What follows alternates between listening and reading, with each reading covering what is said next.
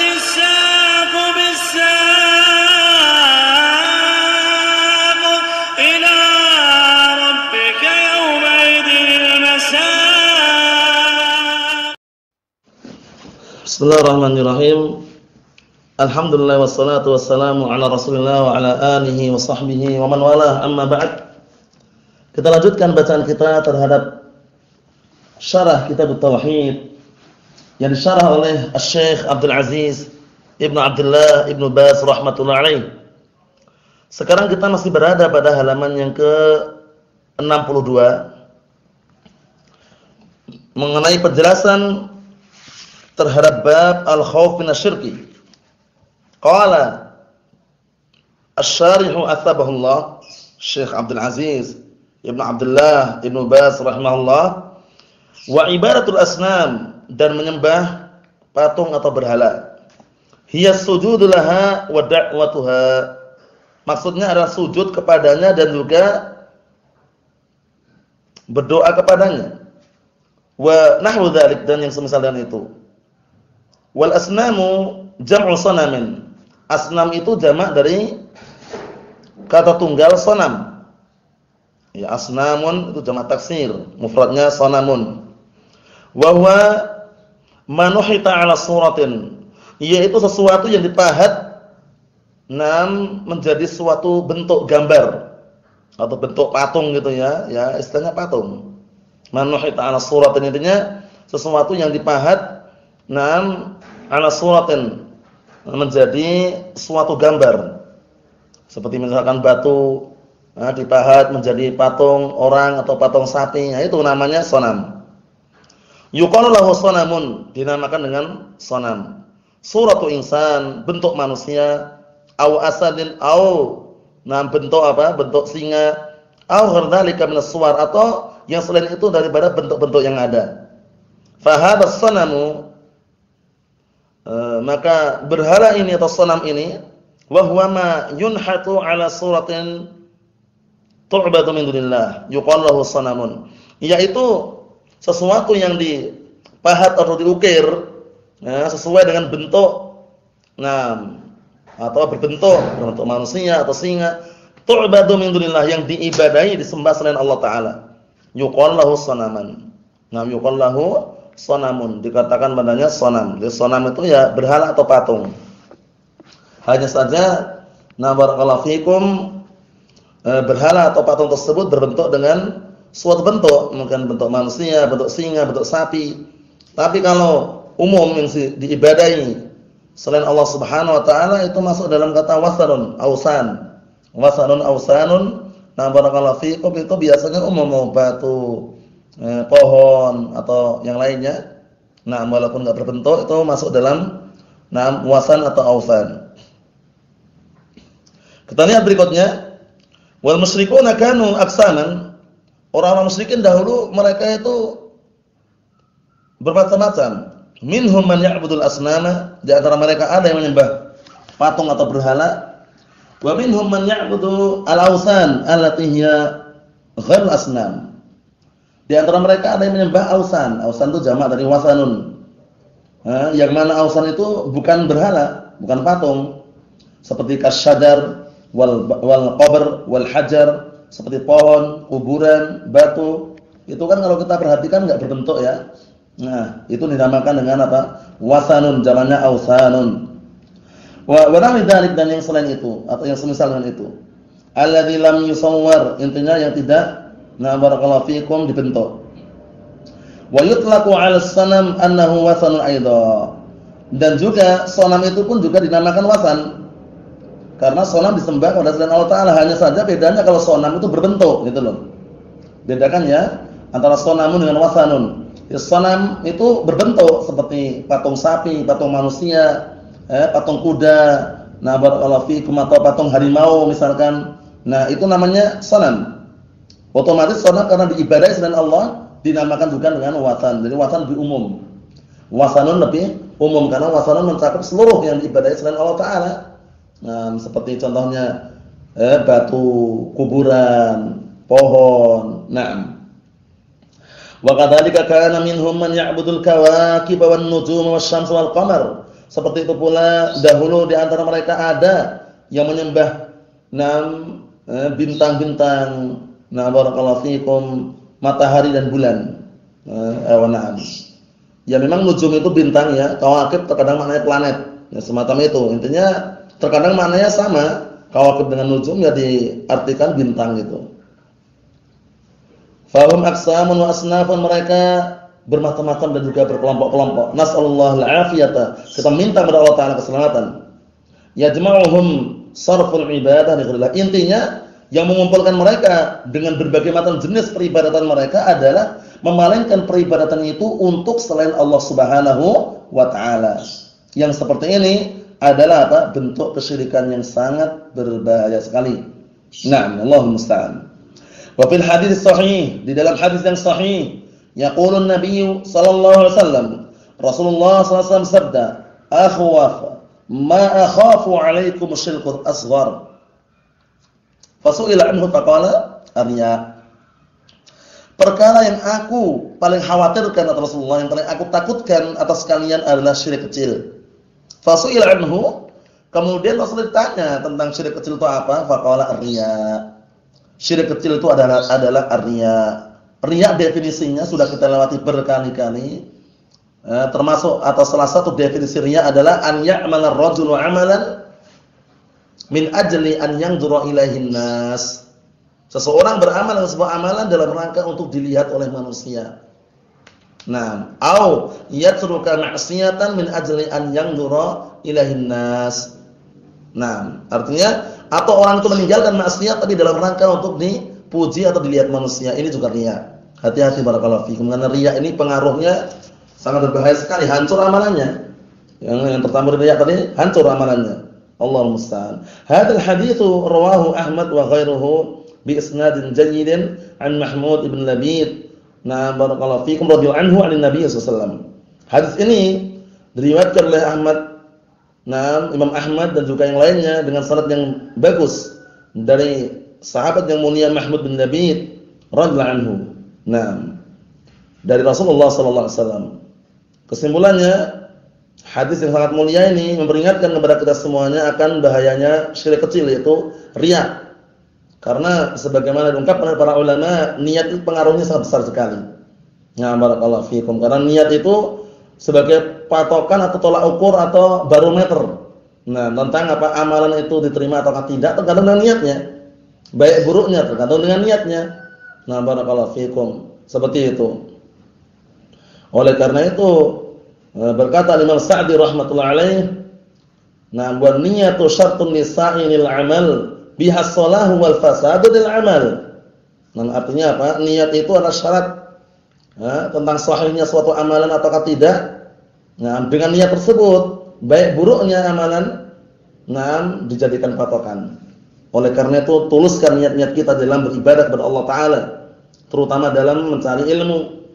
Jangan mengharapkan mencari ilmu agar digelari dengan ustaz atau ustazah, atau mencari gelar-gelar dunia, LC, MSc, atau yang lainnya. Jangan. Tapi carilah ridha Allah Subhanahu wa Ta'ala. Karena ridha Allah Ta'ala akan bisa kita dapatkan. Tapi kalau kita cari adalah ridha manusia, wal iyadu billah, ridha nas ghayatun la tudrak. Ridha manusia itu adalah suatu puncak yang tidak bisa diraih. Carilah ridha Allah Subhanahu wa Ta'ala. Sepahit apapun rasanya, seberat apapun kita perjuangkan, kita korbankan dalam rangka untuk meluruskan dan juga mensucikan niat kita. Semua amalan kita, terutama dalam masalah ibadah kepada Allah Subhanahu wa Ta'ala, baik itu mencari ilmu, mendakwahkan ilmu, niatkan itu karena mengharapkan wajah Allah Subhanahu wa Ta'ala. Jangan sampai kita mengajarkan ilmu niatnya hanya untuk mencari uang, mencari amplop, barakallahu fiikum, mencari pemberian orang lain. Jangan. Itu sudah rusak niatnya. Tapi upayakan ketika kita mengajarkan ilmu Al-Qur'an was sunnah, mengajarkan ilmu syar'i, itu mengharapkan wajah Allah Subhanahu wa Ta'ala. Yang datang satu orang, dua orang, diajarin. Selama mereka mau istiqamah dan mau diatur, diajarin. Enggak perlu kita harus banyak orang yang hadir, ribuan, ratusan baru kita ajari. Barakallahu fiikum. Yang seperti itu perlu kita perhatikan baik-baik agar niat kita ini benar-benar tulus dan lurus Na'am barakallahu fikum. Diungkapkan oleh sebagian para ulama, rubba amalin saghirin tukabbiruhu an-niyyah wa rubba amalin kabirin tusaghiruhu an-niyyah. Nah, betapa banyak amalan yang kecil terkadang menjadi besar di hadapan Allah Ta'ala tergantung dengan niatnya. Dan betapa banyak amalan yang besar terkadang menjadi kecil di hadapan Allah Ta'ala tergantung pula dengan niatnya. Ikhwan fi din azza wa jazakumullah wa akhwati fillah, perbaiki niat-niat kita semuanya. Perhatikan apa yang Rasulullah khawatirkan, syirik asghar, yaitu riya. Karena amalan kalau sudah tercampur riya ini akan hancur amalan yang terkena riya tersebut. Enggak dianggap, enggak dinilai. Allah musta'an. Kita lanjutkan. Qala Asy-Syaikh rahimahullah wa tamamu hadzal hadits, dan kesempurnaan hadis ini, yaqulullahu yaumal qiyamah lil mura'in. Allah Subhanahu wa taala berkata, nah, nanti di hari kiamat kepada orang-orang yang beramal hanya ingin dilihat oleh manusia, orang yang riya, idhabu ila man kuntum tura'una fid dunya fanzuru hal tajiduna 'indahu min jazaa. Pergilah kalian kepada orang-orang yang dulu kalian di dunia mengamalkan hanya untuk kalian dilihat. Pergi kamu kepada orang-orang yang seperti itu, ya, orang-orang yang kalian harapkan agar melihat, memuji. Apakah kalian dapatkan di sisinya balasan? Ma indahum jaza, enggak ada di sisi mereka balasan. Balasan apa? Manusia. Nah, ma indahum illal khaybah fi hada, nasallallahu alafiyah. Nah, tidak ada di sisi mereka kecuali apa? Kecuali kerugian, kebangkrutan. Fi hada, dalam masalah ini. Nasallallahu alafiyah, kita minta kepada Allah Ta'ala keselamatan. Fal maqsudu anna hada yujibu al-hadar min ar-riya, yang diinginkan adalah bahwasannya yang seperti ini mewajibkan kita berhati-hati dari riya. Fi sholati, fil qiraati, fi ghairi dzalik, baik dalam masalah salat ataupun dalam masalah bacaan. Atau yang selain itu, bacaannya jangan diindahkan gara-gara ingin didengar oleh manusia. Sum'ah. Allahu musta'an. Kemudian berikutnya wa ja'alahu syawahid, dan datang pula penguat-penguat syawahid yang lain terhadap hadis yang sudah kita baca tadi. Wa kulluha tadullu ala wujubil hadar min asy-syirkil asghar. Semua dalil menunjukkan syawahid tersebut bahwasanya wajibnya berhati-hati dari syirik kecil, wa huwa riya, itu riya. Wa annahu khatirun, bahwasanya syirik kecil itu adalah berbahaya. Wa lihada khafahu an-nabiy sallallahu alaihi wasallam ala ummatihi. Oleh karena ini Nabi kita Muhammad sallallahu alaihi wasallam merasa takut dan khawatir atas umatnya. Wa yubtala bihi as-sulaha, dan orang-orang saleh pun diuji dengannya. Waqad yura'i bi ibadatihi, maka sungguh terkadang ada yang mereka apa? Yang mereka dengan ibadahnya itu agar dilihat. Waqad yura'i bi qira'atihi, agar pula ketika dia membaca Al-Qur'an juga agar dilihat atau agar dipuji. Waqad yura'i bi amrihi bil ma'ruf wa nahyi 'anil munkar, ada juga orang yang memerintahkan perkara yang ma'ruf dan melarang dari perkara yang munkar, pengennya dipuji, disanjung. Fayaqa'u fi hadha fil aghlab man yantasibu lis-shalah. Dan kebanyakannya yang terjatuh dalam masalah ini adalah orang-orang yang menisbahkan diri kepada kesolehan. Fayajibul hadaru min dzalik, nasallallahu salamata. Maka wajib berhati-hati dari perkara tersebut. Kita minta kepada Allah Subhanahu wa taala keselamatan. Wa bil hadits sahih, di dalam hadis yang sahih, Rasulullah sallallahu alaihi wasallam bersabda, "Man sama'a sama'allahu bih, wa man ra'a ra'allahu bih." Barang siapa yang dia beramal hanya ingin didengar oleh manusia, maka Allah Subhanahu wa taala pun tidak peduli dan tidak ingin dengannya. Maksudnya apa? Allah Subhanahu wa taala tidak menganggapnya. Dan barang siapa yang beramal untuk dilihat, barakallahu fikum, maka juga disepelekan amalan tersebut, tidak dianggap di hadapan Allah Subhanahu wa taala. Allah musta'an. Wa riya al-mura'ah. Riya itu adalah apa? Barakallahu fikum, al-mura'at, itu maksudnya amalan-amalan yang untuk dilihat atau agar dilihat. Masdar ra'a yura'i. Masdar dikata ra'a yura'i. Wa min hadzal hadits al-akhar, dan dari barakallahu fikum, atau termasuk dari bagian ini, dari pembahasan ini, hadis yang lain, wa huwa qauluhu sallallahu alaihi wasallam, yaqulullah azza wa jalla, yaitu sabda Rasulullah sallallahu alaihi wasallam dalam hadis qudsi. Allah taala menyatakan, ana aghna syuraka yani syirki. Man 'amila 'amalan asyraka fihi ma'i ghairi taraktuhu wa syirkah. Aku adalah zat yang paling tidak butuh dengan kesyirikan sekutu-sekutu. Barang siapa yang beramal dengan sebuah amalan, kemudian dia berbuat kesyirikan di dalam amalan tersebut bersama diriku dan juga yang lainnya, maksudnya berbuat kesyirikan mensekutukan diriku terhadap yang lainnya, nah, taraktuhu wa syirkah, aku tinggalkan dia dan sekutunya. Rawahu Muslimun. Hadis ini diriwayatkan Imam Muslim. Hada yufidu al-hadara min ar-riya. Ini memberikan faedah untuk berhati-hati dari riya. Wa annal wajiba 'ala al-'abdi, dan bahwasanya yang wajib atas seorang hamba an takuna al-ibadatu lillahi wahdah. Hendaknya menjadikan ibadah itu semuanya murni untuk Allah Subhanahu wa taala.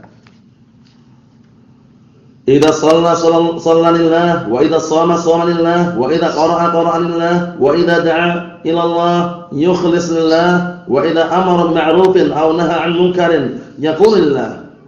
Apabila salat karena Allah, untuk Allah, dan apabila puasa karena Allah, dan apabila membaca karena Allah, dan apabila dia berdakwah di jalan Allah maka hendaknya dia mengikhlaskan hanya untuk Allah taala. Wa idza amara bil ma'rufin aw nahaa 'an munkarin, dan apabila memerintahkan perkara yang ma'ruf dan atau melarang dari perkara yang munkar, yaqulillah, itu semuanya perbuatannya hanya karena Allah Subhanahu wa taala. Naam. La yaqsudu mura'atan nas. Dia tidak menginginkan apa? Agar dilihat oleh manusia. Naam. Wa hamdahum wa sana'ahum. Tidak pula menginginkan pujian dan sanjungan mereka. Hada khaybatun. Yang seperti ini adalah kebangkrutan, kerugian. Kalau seandainya beramal hanya untuk dilihat manusia, disanjung, dipuji atau semisalnya. Yadurruhu dzalika wa ya'sam bidzalik. Akan membahayakan perbuatan tersebut terhadap pelakunya, dan pelakunya pun berdosa. Nah, wa yubtilu amalah, dan bisa menghancurkan amalannya. Nasallallahu salamata. Kita minta kepada Allah taala keselamatan. Ikhwani fid din wa akhwati fillah, a'azzani wa jazakumullah. Kemudian berikutnya wa Ibnu Mas'ud radhiyallahu anhu, hadis dari hadisnya Abdullah bin Mas'ud radhiyallahu anhu dari Nabi sallallahu alaihi wasallam, dari Rasulullah sallallahu alaihi wasallam, sudah tidak asing lagi. Ibnu Mas'ud adalah Abdullah bin Mas'ud Abu Abdurrahman, yang mana beliau adalah sahabi yang jalil, yang kedua betisnya, barakallahu fikum, ditimbang nanti di sebuah timbangan di hari kiamat nanti atau di akhirat nanti lebih berat daripada Jabal Uhud, lebih berat daripada gunung Uhud. Masyaallah. An Nabi sallallahu alaihi wasallam, dari Rasulullah sallallahu alaihi wasallam, annahu qala, wa Rasul sabda, man mata wa yad'u lillahi niddan dakhala an-nar. Barang siapa yang mati dalam keadaan dia menyeru, barakallahu fikum, kepada Allah, mensekutukan, masih menyeru sekutu-sekutu untuk Allah, dakhala an-nar, maka dia masuk neraka. Maksudnya bagaimana? Barang siapa yang mati wa yad'u lillahi niddan, dalam keadaan dia menjadikan untuk Allah tandingan-tandingan, dakhala an-nar, maka dia masuk neraka. Yakni man mata yattakhidhu lillahi niddan, yakni syabihan aw nadhiran yad'uhu ma'allah yastaghithu bih, yanzuru lahu dakhala an-nar. Maksudnya bagaimana? Barang siapa yang mati dalam keadaan yang menjadikan untuk Allah tandingan, yakni syabihan, yaitu sesuatu yang menyerupai, aw nadhiran, atau yang menyetarai, yad'uhu Allah, kemudian dia berdoa atau dia menyeru tandingan tersebut bersama Allah, yastaghithu bih, atau beristighatsah dengannya, yang lahu, atau dia bernadar untuknya, dakhalan nar, maka orang tersebut diancam masuk neraka. Yakni mukhalladan fiha na'udzubillah, mukhalladan fiha na'udzubillahi min dzalik. Maksudnya adalah orang tersebut dikekalkan di dalam api neraka, na'udzubillahi min dzalik. Kita minta perlindungan kepada Allah taala dari perbuatan tersebut. Allahul musta'an. Wa fi riwayatin kana Ibnu Mas'ud yaqul, dalam riwayat yang lain dahulu Abdullah bin Mas'ud mengatakan, qala Rasulullah sallallahu alaihi wasallam, bahwasanya Rasulullah sallallahu alaihi wasallam bersabda, man mata wa huwa yad'u lillahi niddan dakhala an-nar, wa qultu man mata wa huwa la yad'u lillahi niddan dakhala al-jannah. Dahulu Rasulullah ketika mengatakan barang siapa yang mati dalam keadaan menyeru, menjadikan selain Allah tandingan-tandingan, maka dia masuk neraka. Kemudian aku pun mengatakan barang siapa yang meninggal dalam keadaan dia tidak menyeru, tidak mensekutukan Allah Subhanahu wa taala, tidak menjadikan untuk Allah tandingan-tandingan, niscaya dia akan masuk surga. Sebaliknya, fa hadits Ibnu Mas'ud hadza min ahadits tauhid. Hadis Ibnu Mas'ud ini merupakan hadis-hadis berkaitan masalah tauhid. Annahu man mata 'ala tauhid dakhala jannah. Barang siapa yang mati di atas tauhid, maka dia dijamin masuk surga. Man kana akhiru kalamihi la ilaha illallah dakhala jannah. Barang siapa yang akhir ucapannya adalah la ilaha illallah, maka sungguh dia akan masuk surga. Hada fihi, kata beliau, hada fihi al-hadar min asy-syirki. Pada penjelasan ini dalamnya terkandung apa? Peringatan dari kesyirikan. Wa anna ittikhadal andad min asbabi dukhulin nar. Dan bahwasanya menjadikan tandingan-tandingan selain Allah merupakan salah satu sebab masuk neraka. Wa ittikhadal andad ma'nahu, dan menjadikan tandingan-tandingan maknanya adalah tasyrikun. Tasyriku ghairillah ma'allah fil ibadah. Itu mensekutukan, menyamakan, mengikut sertakan selain Allah bersama Allah dalam beribadah. Intinya menduakan Allah Ta'ala. Sawa'un kana nabiyyan aw salihan aw jinniyan aw syajaran aw hajaran aw ghair dzalik. Baik yang jadikan tandingan tersebut nabi atau orang saleh atau jin atau pohon atau batu atau yang selain itu. Fa man ittakhadha lillahi niddan yad'uhu Allah. Maka barang siapa yang menjadikan sekutu tandingan untuk Allah, yad'uhu ma'allah, yang dia berdoa menyerunya bersama Allah, yastaghitsu bih, dan dia beristighatsah dengannya, yadbahulah, dan dia memiliki sesembelihan untuknya, wa yandzurullah, dan dia bernadar untuknya, yusallilahu, dan dia salat untuknya, yasjudullah, dan dia sujud untuknya, dakhalan nar bihadza. Niscaya dia akan masuk neraka dengan sebab ini. Karena jelas sekali Allah Ta'ala menyatakan qul inna salati wa nusuki wa mahyaya wa mamati lillahi rabbil alamin. La syarika lahu bidzalika umirtu ana awwalul muslimin. Artinya apa? Katakanlah sesungguhnya salatku dan sesembelihanku, hidupku dan matiku hanya untuk Allah Subhanahu wa taala semata. Bayangkan, jadi murni untuk Allah Ta'ala. Kalau seandainya dia menjadikan tandingan, menduakan Allah Ta'ala dalam beribadah, ancamannya neraka. Wa ta'ala. Li'anna hadza syirkun akbar, karena yang seperti ini syirik akbar. Nasrullah salamata. Kita minta kepada Allah Ta'ala keselamatan, karena syirik kecil didefinisikan oleh para ulama. Nah, barakallahu fikum, yaitu dengan definisi yang sangat gamblang. Naam kullu syai'in yatawassalu, nah barakallahu fikum, atau yusilu ila syirik akbar fa huwa syirkun asghar. Segala sesuatu yang bisa menghantarkan, nah barakallahu fikum, maksudnya kullu syai'in kullu syirkin. Kullu syirkin, nah barakallahu fikum, alladhi yusilu ila syirkil akbar fa huwa syirkun asghar. Setiap kesyirikan yang bisa menghantarkan kepada syirik akbar maka dikatakan syirik kecil. Oleh karena itu ikhwani fid din wa akhwati fillah, a'azzani wa azakumullah, kita senantiasa berhati-hati dari dua jenis syirik tersebut, baik yang kecilnya maupun yang besarnya. Yang kecil juga berbahaya, yang besar lebih berbahaya lagi. Nasallahu salamatan afiyah fid dunya wal akhirah. Cukup sekian sudah sampaikan, semoga bermanfaat bagi kita semuanya. Bi idznillah subhanahu wa ta'ala. Subhanaka Allahumma bihamdika asyhadu an la ilaha illa anta astaghfiruka wa atubu ilaik. Walhamdulillahirabbil alamin.